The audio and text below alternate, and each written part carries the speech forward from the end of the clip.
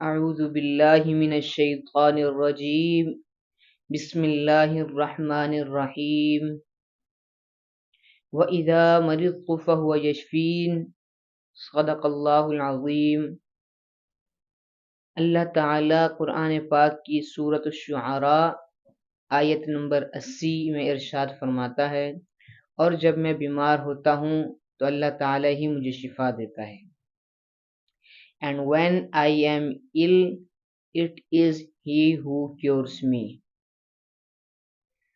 دیکھیں ناظرین کرام، آج کی ویڈیو کا جو ٹاپک ہے وہ ہے مائیگرین، درد سر، آدھے سر کا، درد شقیقہ۔ یہ مائیگرین عموماً صبح کے وقت کے سر کے درد کو کہتے ہیں۔ یہ صبح کے وقت سورج نکلنے کے فوراً بعد ہوتا ہے، اور یہ ہمیشہ سر کے بائیں جانب ہوتا ہے، اور یہ گرمی کی علامت ہے، سخت گرمی کی۔ انسانی جسم میں جتنی گرمی ہوتی ہے اس سب سے زیادہ گرمی سر میں پائے جانے کی وجہ سے یہ مائیگرین کی شکایت پیش آتی ہے۔ اس کے لیے نسخہ آپ کو بتا دیتا ہوں، اور وہ تیر بہدف کا کام کرتا ہے۔ نسخہ نوٹ فرما لیں۔ دھنیا 50 گرام، جسے کورینڈر کہتے ہیں اور عربی میں کزبرہ کہتے ہیں۔ اُست قدوس، یہ بھی آپ نے 50 گرام لینا ہے۔ یہ چھوٹی چھوٹی ڈنڈیاں ہوتی ہیں اور ٹھنڈی تاثیر کی ہوتی ہیں۔ اسے انگلش میں لیونڈر کہتے ہیں اور عربی میں انس الارواح کہتے ہیں۔ کالی مرچ، اس کے 45 دانے آپ نے اچھی کوالٹی کے گن کر ڈالنے ہیں، 45 دانے سے 46 نہیں۔ اسے بلیک پیپر کہتے ہیں اور عربی میں اس کو فلفل سیاہ کہتے ہیں۔